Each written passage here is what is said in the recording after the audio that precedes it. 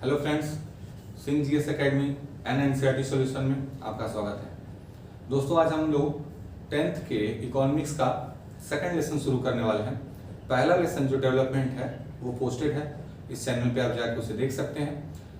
अब हम लोग आज इकोनॉमिक्स के सेकंड लेसन की तरफ चलते हैं। और दोस्तों, सेकंड लेसन शुरू करने से पहले हम कुछ इकोनॉमिक्स की बेसिक चीज़ें जान लेते हैं जो इसके लिए बड़ी ज़रूरी है। एकदम शून्य से चलते हैं इस चैप्टर के लिए, ताकि हम और बेहतर से समझ पाएँ।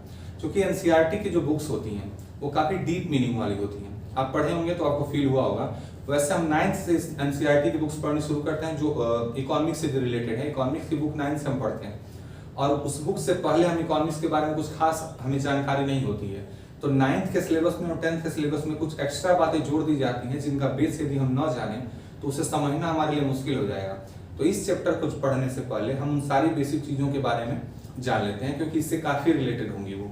तो हमारा सब्जेक्ट का नाम है इकोनॉमिक्स, जिसे हिंदी में हम अर्थशास्त्र कहते हैं। अब दोस्तों, अर्थ जो होता है, ये अर्थ जो वर्ड है, इसका स्पेशल जो सिर्फ इस वर्ड का जो मतलब है वो धन से होता है। अर्थशास्त्र को धन का विज्ञान भी कहा जाता है, इसे धन का विज्ञान भी कहा जाता है। और अर्थशास्त्र का जो जनक है उन्हें एडम स्मिथ को माना जाता है। अर्थशास्त्र के जनक एडम स्मिथ को माना जाता है। और भारतीय अर्थशास्त्र की बात की जाए तो सबसे पहले कौटिल्य अर्थशास्त्र ने, कौटिल्य ने, जिनको हम चाणक्य कहते हैं, उन्होंने अर्थशास्त्र के बारे में हमें बताया था। तो दो नाम हमें मिल जाते हैं, एडम स्मिथ और कौटिल्य या फिर चाणक्य। अब इस सब्जेक्ट के बारे में जान लेते हैं। अर्थशास्त्र एक ऐसा विज्ञान है जो हमें धन के बारे में, उसके धन के विषयों के बारे में बताता है। धन के आगमन मतलब पैसे आते कैसे हैं, पैसे को मेंटेन कैसे करते हैं, इन सारी गुणों के बारे में, तकनीकियों के बारे में जो बारीकियां हम जिस विषय के माध्यम से सीखते हैं ना, वही विषय हमारा अर्थशास्त्र होता है। अब इससे एक स्टेप नीचे आते हैं तो हमारा सेकंड टॉपिक इसमें बनता है इकोनॉमी।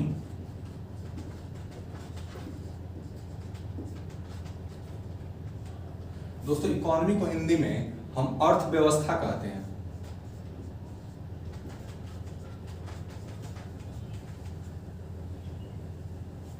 इसे अर्थव्यवस्था कहा जाता है।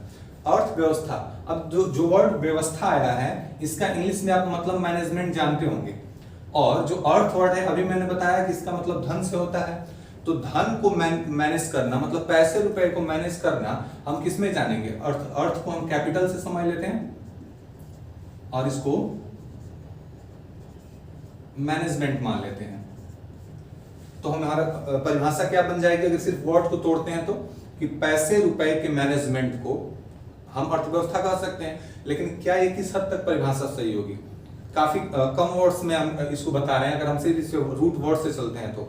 लेकिन यही वर्ड्स हमें इसका मतलब समझा जाते हैं, क्योंकि इसका ये परिभाषा निकलेगा कि किसी कंट्री में जितने पैसे रुपए होते हैं उनका आगमन कहाँ से है, उनका व्यवस्थापन कैसे है, कहाँ उनमें इन्वेस्ट करना है, कितनी मात्रा से हमें कहाँ से पैसे आते हैं, इन सब का रख रखाव जिस मैनेजमेंट के तहत किया जाता है ना, उसे ही इकोनॉमी कहा जाता है, अर्थव्यवस्था कहा जाता है। दोस्तों, इकोनॉमिक्स अर्थशास्त्र एक ऐसा विज्ञान होता है जिसमें धन के आगमन और निर्गमन की हमें जानकारी मिलती है, मतलब आने की जानकारी, और कैसे हम उसे खर्च करते हैं। लेकिन जिस मैनेजमेंट, जिस व्यवस्था के द्वारा उन कार्यों को किया जाता है उसे हम अर्थव्यवस्था कहते हैं। समझ में आया दोस्तों? अब ये देखिए, इससे आगे अगर हम चलते हैं, थोड़ा और बातें इसमें जान लेते हैं, तो इकोनॉमी हमारी 3 तरह की हो सकती है। इकोनॉमी हमारी जो है वो 3 तरह की होती है। पहला होती है कैपिटलिस्ट इकोनॉमी,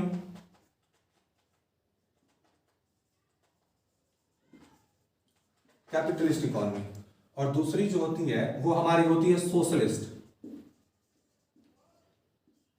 सोशलिस्ट इकोनॉमी। और तीसरी जो इकोनॉमी का टाइप है हमारा वो है मिक्स्ड इकोनॉमी।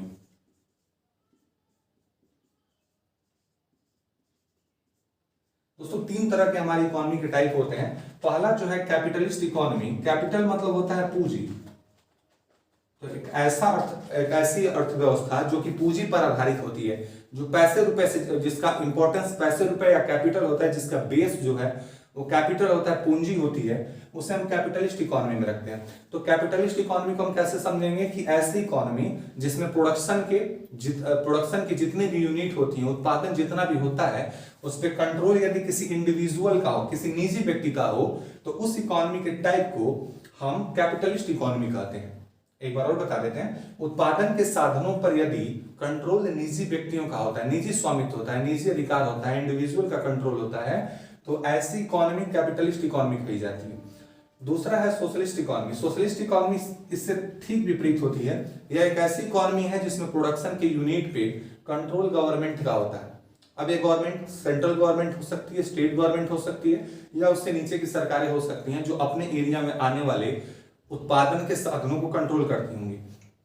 अब मिक्स्ड इकोनॉमी जो है, मिश्रित अर्थव्यवस्था, इसे हिंदी में बोलते हैं, इसे समाजवादी अर्थव्यवस्था, इसे पूंजीवादी अर्थव्यवस्था बोलते हैं। अब जो मिक्स्ड इकोनॉमी है, जाहिर सी बात है इन दोनों का मिक्सचर होगी, तो इसमें उत्पादन के जो साधन होते हैं उस पर दोहरा कंट्रोल होता है। वो सरकार भी कंट्रोल कर सकती है या फिर वो निजी व्यक्ति भी कर सकते हैं। उदाहरण की बात करें तो कैपिटलिस्ट इकोनॉमी में विकसित देश आते हैं जैसे कि अमेरिका, फ्रांस, ब्रिटेन, इनकी जो अर्थव्यवस्थाएं हैं वो कैपिटल इकोनॉमी के अंतर्गत चलती हैं। सोशलिस्ट इकोनॉमी, रसिया और चीन की जो इकोनॉमी है वो इस प्रकार के देशों की इकोनॉमी होती है। रसिया और चीन में जो इकोनॉमी है हमारी, वो सोशलिस्ट इकोनॉमी के अंतर्गत आती है। लास्ट इकोनॉमी मिक्स्ड इकोनॉमी है। ये मिक्स्ड इकोनॉमी उन देशों की इकोनॉमी होती है जो पहले कभी शोषित थे। शोषित का मतलब कभी उन पर बाहरी देशों का रूल रहा हो और वहां पे पूंजी की कमी हो गई हो। तो जब लैक ऑफ कैपिटल है, पूंजी की कमी है, पैसे रुपए नहीं है, तो आपकी इकोनॉमी कैपिटलिस्ट कैसे बन सकती है? उसके लिए जरूरी है आपके पास खूब सारे पैसे हो कि आप अपनी निजी कंपनियां खोल सकें। कैपिटलिस्ट इकोनॉमी में लोगों के पास पूरी छूट होती है कि वो अपनी कंपनियां खोल सकते हैं और उन्हें चला सकते हैं। सरकार उन्हें सपोर्ट करती है, उन पर रोक टोक नहीं लगाती। मिक्स्ड इकोनॉमी वाले देशों में सरकार उन्हें सपोर्ट भी करती है और जहां पे वो लोग नहीं कर पाते हैं, बाकी के सिटीजन जो उत्पादन कार्यों में नहीं लगे हैं, तो उनकी जरूरतों को पूरा करने के लिए सरकार अपने ओर से कंपनियां चलाती है। तो इससे क्या मतलब हुआ कि यहाँ पे गवर्नमेंट कंपनियां भी होंगी और प्राइवेट कंपनियां भी होंगी। तो दोनों कंपनियों पे कंट्रोल निजी व्यक्तियों का भी हो सकता है और सरकार का भी। तो मतलब ऐसी शासन की व्यवस्था, ऐसी अर्थव्यवस्था जहां पर कंट्रोल दोनों लोगों का हो सकता है, पूंजीपतियों का मतलब इंडिविजुअल्स का भी और गवर्नमेंट का भी, उसे मिक्स्ड इकोनॉमी में रखते हैं। ठीक है, तो दोस्तों हम इन देशों के उदाहरण देशों के बारे में जान लेते हैं, इन अर्थव्यवस्थाओं के उदाहरण देशों के बारे में जान लेते हैं। तो कैपिटलिस्ट इकोनॉमी के लिए जो सबसे बड़ा देश है वो यूएसए है दोस्तों। इस व्यवस्था को प्रतिपादित करने वाला और सबसे ज्यादा प्रमोट करने वाली यदि कोई कंट्री है तो वो यूएसए है। यूएसए के बाद हम फ्रांस ले सकते हैं,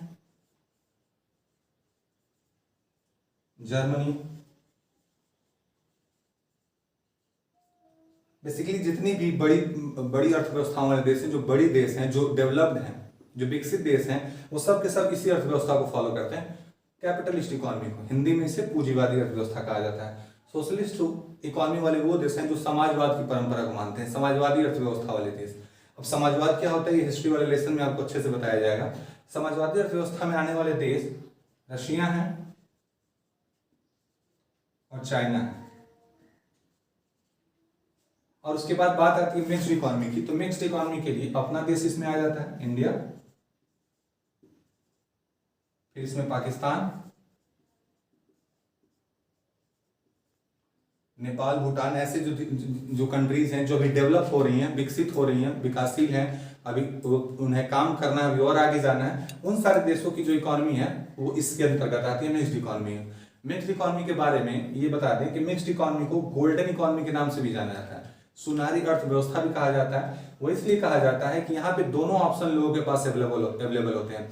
यदि आपके पास पैसे हैं, यदि आप कोई इंडस्ट्री खोल सकते हैं, यदि आप खुद उत्पादन कर सकते हैं, प्रोडक्शन कर सकते हैं, तो आपको गवर्नमेंट रोकेगी नहीं। लेकिन यदि आप इसमें फेल होते हैं, यदि आपके पास वो अपॉर्चुनिटी अवेलेबल नहीं है, तो सरकार खुद आपके लिए रोजगार के लिए, आपके प्रोडक्शन, आपके जरूरतों के लिए खुद प्रोडक्शन करेगी और आपको रोजगार देगी।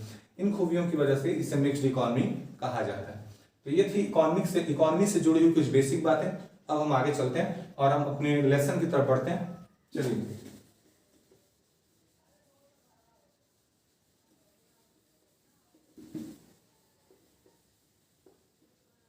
तो दोस्तों हमारा लेसन है sectors of the Indian economy, भारतीय अर्थव्यवस्था के क्षेत्र। Sectors of the Indian economy, भारतीय अर्थव्यवस्था के क्षेत्र, सेक्टर्स ऑफ इंडियन इकोनॉमी। अभी मैंने बताया कि जो भारत की अर्थव्यवस्था है वो मिक्स्ड इकोनॉमी वाली देश है, मिक्स्ड इकोनॉमी वाली अर्थव्यवस्था है। तो इसके अंतर्गत सेक्टर क्या होते हैं और इसके कितने भाग हैं, कितने टाइप्स होते हैं, ये सब हम इस लेसन में पढ़ेंगे। वो क्या होती है, कितना इंपॉर्टेंट है, इससे क्या कैलकुलेट किया जाता है, देश के इकोनॉमी पे इसका क्या इफेक्ट है, ये सारी बेसिक बातें इस लेसन में है। हम उसे आराम से एक एक पॉइंट काफी अच्छे से पढ़ लेते हैं। तो इसका हमारे लेसन का नाम है sectors of the Indian economy, और उसमें जो वर्ड आया है सेक्टर, सबसे पहले हम उसके बारे में जान लेते हैं कि सेक्टर्स क्या होते हैं। तो हम अपने आसपास हमेशा कई सारे लोगों को काम करते हुए देखते हैं। हर इंसान कुछ ना कुछ करता है अपने जिंदगी के लिए, अपनी जीविका को चलाने के लिए कुछ ना कुछ काम करते हैं, और लोगों को उनके किए जा रहे इन्हीं कामों के अनुसार, इन्हीं कामों के बेस पे अलग अलग कैटेगरीज में बांट दिया जाता है। और उन्हीं जो कैटेगरीज हम बांटते हैं, उन कैटेगरीज को, उन ग्रुप्स को ही सेक्टर कहा जाता है। एक बार और बताते हैं कि हमारे आसपास लोग बहुत सारे कामों में लगे होते हैं अपनी जीविका चलाने के लिए। अपनी जीविका चलाने के लिए उनके द्वारा जो कार्य किए जाते हैं, उनको कई क्राइटेरिया लेकर के कुछ विशेष शर्तों के साथ अलग अलग ग्रुप में बांट दिया जाता है। उन्हीं ग्रुप्स को, उन्हीं समूहों को सेक्टर्स कहा जाता है। यदि इंग्लिश में बताएं तो हम कह सकते हैं कि in our environment many people engaged in many works depending on some basic criteria and these categories are known as sectors. उन्हें ही हम सेक्टर्स कहते हैं। तो सेक्टर्स देख लीजिए, हम इससे देख लें कि सेक्टर्स होता क्या, किन आधार पर इन्हें बांटा गया है। तो पहला सेक्टर है, पहला जो इनके बांटने का क्राइटेरिया है, जिस आधार पर सेक्टर बांटे गए हैं, वो हमारा है प्रोडक्शन के आधार पे।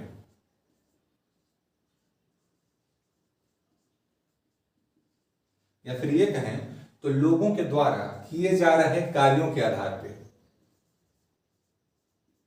आप उत्पादन क्या करते हैं, या फिर आपके द्वारा किस तरह का काम किया जा रहा है, इसके आधार पे हमारी इकोनॉमी का पहला सेक्टर डिवाइड होता है। तो अब इसमें देख लेते हैं कितने पार्ट्स इसके बनते हैं। तो इस तरह से जो हमारा पहला सेक्टर डिवाइड होकर बनता है, उसके जरिए भारत में 3 सेक्टर बताए गए हैं। सेक्टर को हिंदी में क्षेत्रक बोला जाता है, और लोगों के किए जा रहे काम के आधार पे प्रोडक्शन को आप साइड में रख के आप वर्क पे ज्यादा फोकस करें कि लोग जितना कार्य करते हैं ना, जिस प्रकार के वो कार्य करते हैं, उनके कामों को जिस अलग ग्रुप में रखा जाता है उन्हें सेक्टर बोलते हैं। और वो जो कार्य कर रहे हैं उसके आधार पर 3 सेक्टर भारत में बांटे गए हैं। उसका पहला सेक्टर हमारा बनता है प्राइमरी सेक्टर। प्राइमरी सेक्टर मतलब प्राथमिक क्षेत्र।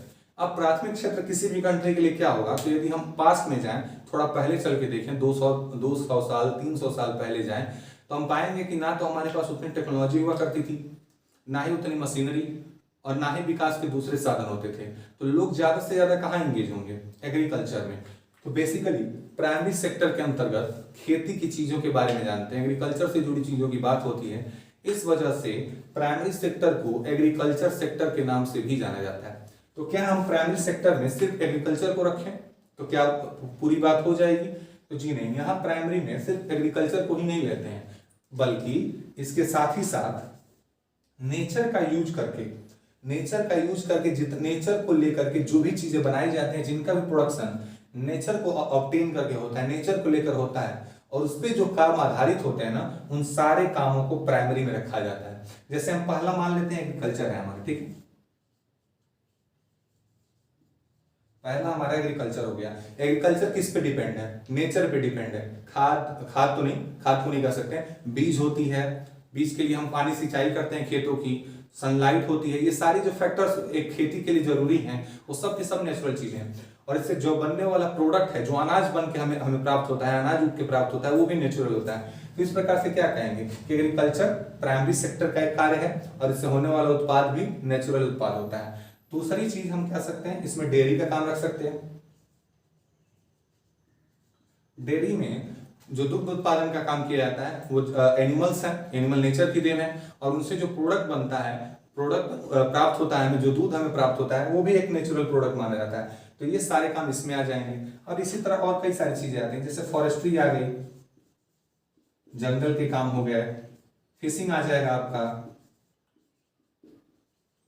माइनिंग हो जाएगी, खान वगैरह की खुदाई, ये सब चीजें नेचुरल हैं। जमीन को खोद करके हम मिनरल्स निकालते हैं, तो नेचर की देन है, हमने उसे नहीं बनाया है। तो ये सारे काम जो हम इस पे बेस्ड, नेचर पे बेस्ड कर रहे हैं ना, उन सबको क्या कहा जाएगा? प्राइमरी सेक्टर से जुड़े हुए कार्य कहा जाएगा। तो दोस्तों हमारा जो दूसरा सेक्टर है, उसे सेकेंडरी सेक्टर बोलते हैं। सेकेंडरी, तो यदि हम इसे प्राइमरी कहते हैं तो हिंदी में इसे प्राथमिक बोलते हैं। सेकेंडरी सेक्टर को द्वितीय क्षेत्रक भी कहा जाता है। सेक्टर मतलब क्षेत्रक, सेकेंडरी मतलब द्वितीय। इसके अंतर्गत जो चीज आती है वो है हमारी मैन्युफैक्चरिंग।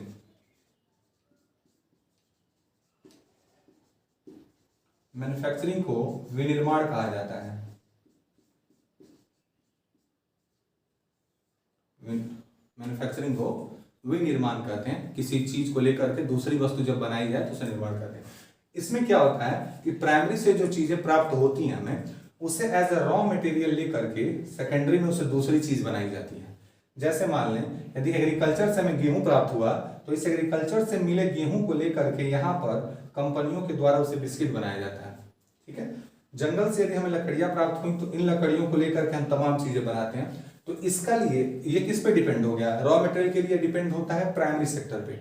यहां से रॉ मटेरियल इसको मिलते हैं और वहां से उन रॉ मटेरियल को लेकर के मशीनों की सहायता से कई नई चीजें बनाई जाती हैं।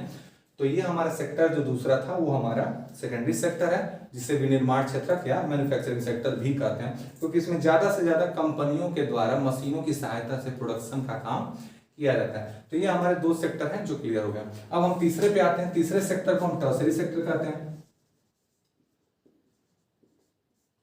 इसको हम टर्सरी सेक्टर कहेंगे। आर है टर्सरी सेक्टर। टर्सरी को हिंदी में हम तृतीय क्षेत्र कहेंगे। अब तृतीय क्षेत्र जो है, टर्सरी सेक्टर जो है, ये इन दोनों से अलग होता है। किस तरह से अलग होता है? तो हमने देखा कि प्राइमरी नेचर का यूज करके प्रोडक्शन करता है, जो चीजें बनाता है वो नेचर से लेकर उसने बनाई होती हैं। सेकेंडरी में इन्हीं को लेकर के नई चीजें बनाते हैं। सेकेंडरी में प्राइमरी से रॉ मटेरियल लेकर के हम नई चीजें बना लेते हैं। तो अब टर्सरी में क्या करेंगे? यहाँ तो चीजें बन गई हैं, तो अब उन बड़ी चीजों को हम फिर कुछ और तो बनाएंगे जी नहीं। तो यहाँ पे कोई प्रोडक्शन का काम नहीं होता, यहाँ पे कोई गुड्स नहीं बनती, कुछ वस्तुएं नहीं बनती, बल्कि इसके जगह सर्विस बनाई जाती है। अब सर्विस तो कोई बनाने की चीज नहीं है, सर्विस प्रोवाइड की जाती है। सर्विस प्रोवाइड करने की चीज होती है, सेवाएं दी जाती हैं। तो इस सेक्टर में सेवाएं देने का काम किया जाता है, जिस वजह से टर्सरी सेक्टर को सर्विस सेक्टर के नाम से भी जाना जाता है। अब देखिए, ये मैन्युफैक्चरिंग है, मतलब कंपनी बनाई गई है, उसे लगाने के लिए किसकी जरूरत पड़ी होगी? यदि हम कोई भी कंपनी खोलेंगे तो हमें बैंक की आवश्यकता पड़ेगी, ताकि हम कुछ कैपिटल, कुछ पैसे ले लें अपनी कंपनी को स्टैब्लिश करने के लिए। तो उसके लिए बैंक जो सेवाएं देगा वो टर्सरी सेक्टर का होगा। बैंक के द्वारा जो चीजें आएंगी, बैंकिंग को हम इसमें रख देते हैं, क्योंकि बैंक से ही कुछ पैसे लेकर के क्या किया जाएगा, कंपनियां बनाई जाएंगी। तो टर्सरी सेक्टर का एक अहम हिस्सा बैंकिंग का हो जाता है। सामान बन जाता है सेकेंडरी सेक्टर में, जो प्रोडक्ट बन जाते हैं, तो किसी भी बनाए गए प्रोडक्ट का अल्टीमेट गोल ये होता है कि उसे बेचकर पैसा कमाया जाए। यहाँ पे यदि हमने सामान बना भी दिया तो इसे यहीं रखने के लिए हमने नहीं बनाया, उसे हमने बेचने के लिए बनाया। तो बेचने के लिए डायरेक्ट यहाँ कोई नहीं पहुंचता है। कोई भी व्यक्ति, हम सामान खरीदना होता है तो हम मार्केट जाते हैं, हम कंपनी नहीं पहुंचते हैं। तो उसके लिए जरूरी है कि कंपनी से वो सारी चीजें पूरे देश में फैलाई जाए, और उसके लिए इंपॉर्टेंस होती है ट्रांसपोर्टेशन की। वो भी एक तरह की सेवा हुई। तो ट्रांसपोर्टेशन, आपका जो ट्रांसपोर्ट है वो भी सर्विस सेक्टर का उदाहरण हो जाएगा। इसके जरिए यहाँ पर बनाए गए सामान को क्या किया जाता है, ट्रांसपोर्ट करके पूरे भारत में फैला दिया जाता है। तो बैंक ने जहां कंपनी को बनने में सहायता दी, अपनी सर्विसेज दी, और ट्रांसपोर्ट ने क्या किया, उसके द्वारा बनाए गए प्रोडक्ट को पूरे देश में फैला करके उसकी उपयोगिता को सार्थक कर दिया, उसके बनाए गए चीजों को यूजफुल बना दिया कि हाँ भाई, अब आपका बनाया हुआ काम सफल हो जाएगा, आपने जो चीजें बनाई वो बिक जाएंगे और आपको रेवेन्यू मिलेगा, आपको पैसे मिल जाएंगे। तो ये हमारा ट्रांसपोर्ट हो गया, बैंकिंग हो गया। इसके बाद क्या हो सकता है, दूसरी और सारी चीजें होती हैं। कम्युनिकेशन बहुत जरूरी है इसमें। कम्युनिकेशन की इंपॉर्टेंस की बात कर लेते हैं। कम्युनिकेशन एक बहुत जरूरी चीज होता है टर्सरी सेक्टर का। इसका प्रयोग हम यहाँ पे देखेंगे कि जब भी हम बिजनेस करते हैं तो उसकी ग्रोथ के लिए ज्यादा से ज्यादा लोगों को हमें टच करने की जरूरत होती है, ज्यादा से ज्यादा लोगों को हम अपने कवरेज में लेते हैं, अपने संपर्क में लाते हैं, ताकि हमारा बिजनेस और ग्रोथ करे। इसके लिए हम कई सारे कम्युनिकेशन की तकनीकी का इस्तेमाल करते हैं। हम फोन का यूज करते हैं, हम इंटरनेट यूज करते हैं, हम लेटर्स यूज करते हैं। बहुत सारी ऐसी चीजें हैं जो अपने एक दूसरे से जैसे दुकानदार से दुकानदार के बीच में, कंपनियों के बीच में बातचीत करने के लिए बहुत सारे तरीके यूज किए जाते हैं, वो सब के सब कम्युनिकेशन में आते हैं। इसके साथ टर्सरी सेक्टर में एक और इंपॉर्टेंट चीज आ सकती है, आपका एजुकेशन। एजुकेशन भी आपका इसी में आता है, टर्सरी सेक्टर का ही काम है। एजुकेशन इसमें आ जाएगा, आपकी हेल्थ से जुड़ी सारी चीजें आ जाएंगी। ये कुछ बेसिक चीजें हैं जो हमारी टर्सरी सेक्टर में आती हैं। इनके जरिए 3 सेक्टर हमें बन के प्राप्त होते हैं और सारे काम जो होते हैं लगभग वो बन जाते हैं, हमारे बढ़ जाते हैं। देख लेते हैं एक बार और। प्राइमरी सेक्टर में हमारी वो चीजें थी जो हम नेचर को ऑब्टेन करके, नेचर को यूज करके जिन्हें हम बना रहे थे, वो हमारे प्राइमरी सेक्टर के काम थे। एग्रीकल्चर हो गया, डेयरी हो गई, फॉरेस्ट्री हो गई, फिशिंग और माइनिंग के काम हमारे प्राइमरी सेक्टर के होते हैं। सेकेंडरी सेक्टर में हम इन्हीं नेचर से आई वस्तुओं को यूज करके दूसरी चीजें बनाते हैं कंपनियों में, मशीनों के माध्यम से, तो उसे मैन्युफैक्चरिंग या विनिर्माण क्षेत्र कहा जाता है। टर्शियरी सेक्टर कोई वस्तु का उत्पादन नहीं करता है, बल्कि वो सर्विस देने का काम करता है। इन्हीं दोनों को कंप्लीट करने का काम वो करता है। बैंकिंग के माध्यम से, बैंकिंग मतलब बैंक से जुड़ी चीजें, ट्रांसपोर्ट परिवहन के माध्यम से, कम्युनिकेशन संचार के माध्यम से, या फिर एजुकेशन शिक्षा देकर के, ये सारे काम उसके द्वारा किया जाता है। अब चूंकि इनके द्वारा वस्तुएं न बना करके सर्विसेज देने का काम होता है, इसलिए इन्हें सर्विस सेक्टर भी कहा जाता है। तो दोस्तों ये कुछ काम थे जिसके जरिए सेक्टर को बांटा गया पहले आधार पे। पहला आधार हमारा क्या है, प्रोडक्शन देखेंगे या फिर लोगों के काम करने के आधार पर इन्हें बांटा गया है। ये पहला हमारा क्राइटेरिया था जिससे सेक्टर बटे हैं। तो दोस्तों क्या सिर्फ यही चीजें होती हैं जो सेक्टर्स में आती हैं? तो एक और चीज मिस हो जाती है, वो हमारी टर्शियरी सेक्टर की चीजें हैं, जो डायरेक्ट आदमी कुछ काम करता हुआ, कुछ प्रोडक्शन करता हुआ नहीं दिखता है, बल्कि उसके जगह पे वो अपनी पर्सनल सर्विसेज देता है। उन्हें भी हम टर्शियरी सेक्टर में ही रखते हैं। जैसे यदि किसी टीचर की बात करें तो वो किसी व्यक्ति को सेवाएं अपनी देता है और उसके बदले शुल्क लेता है, तो उसकी जो सेवाएं होती हैं वो व्यक्तिगत होती हैं। वो किसी एक को पढ़ा रहा है, किसी दो को पढ़ा रहा है, तो उसकी सेवाएं व्यक्तिगत होती हैं। किसी मोची के पास यदि हम अपने जूते देने जाते हैं तो कुछ नई चीज बना के हमको नहीं दे देता है, बल्कि हमारे ही जूतों को ठीक करके दे देता है। ठीक करने के बदले उसने ठीक करने के रूप में उसने हमें अपनी सेवाएं दी और उसके बदले हमने उसे पैसे दे दिए। तो वो उसके द्वारा जो किया गया काम है वो उसकी पर्सनल सर्विस थी।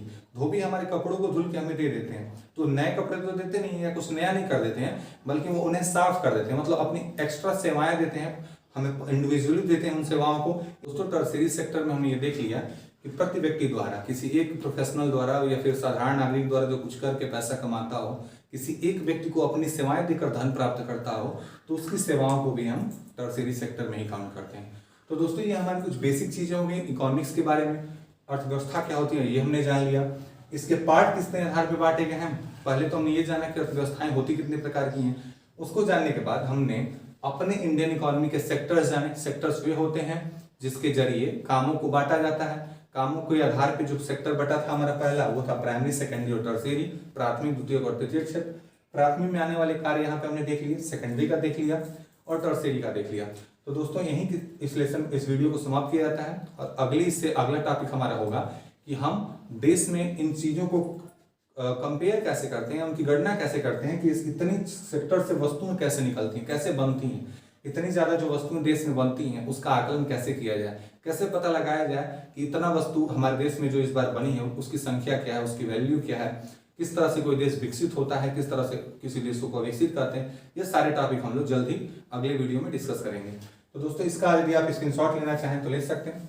आपके जो डाउट हो वीडियो से रिलेटेड उससे आप कमेंट सेक्शन में छोड़ सकते हैं। दोस्तों अगर वीडियो आपको पसंद आई हो तो इसे वीडियो को लाइक करिए, चैनल को सब्सक्राइब करिए और हमारा सपोर्ट बनाए रखिए।